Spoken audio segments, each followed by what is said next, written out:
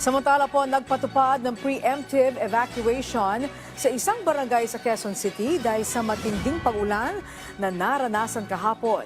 Si Denise Osorio sa sentro ng balita.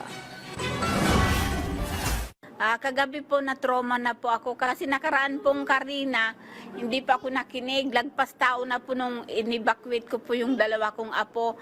Nahirapan din po yung humihila ng bangka. Natatakot po ako sa malaking tubig para pong Pacific Ocean na po yung tubig. Balisa ang 54 anyos na si Mary Jane Cervantes, isang evacuee, nang ikwento niya kung bakit siya agarang lumikas mula sa bahay nila kagabi nang sinabihan ng mga opisyal ng Barangay San Bartolome sa Quezon City. Ayon sa barangay officials, naglabas ng advisory ang QCDRRMC kahapon para sa preemptive evacuation upang maiwasan ang mas malalang disgrasya kapag tumaas ang baha. Naranasan po namin nung kay Karina na pina-evacuate na namin ay pa kasi hindi pa nga naman mataas ang tubig.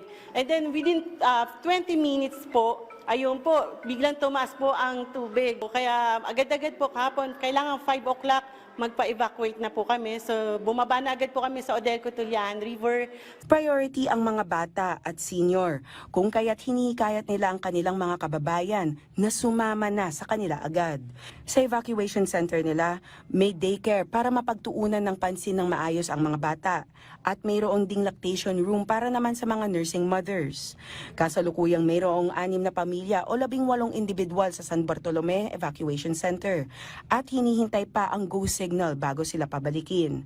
Bagamat di naman kataasan ang baha, pero tulad ni Nanay Mary Jane, mas makakabuti na masiguro ang kaligtasan kaysa buhay ang kapalit.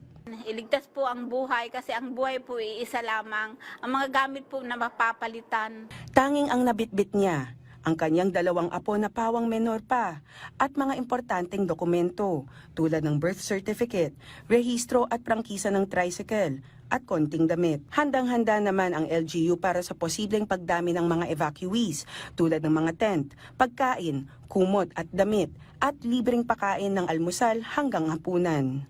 Denise Osorio para sa Pambansang TV sa Bagong Pilipinas.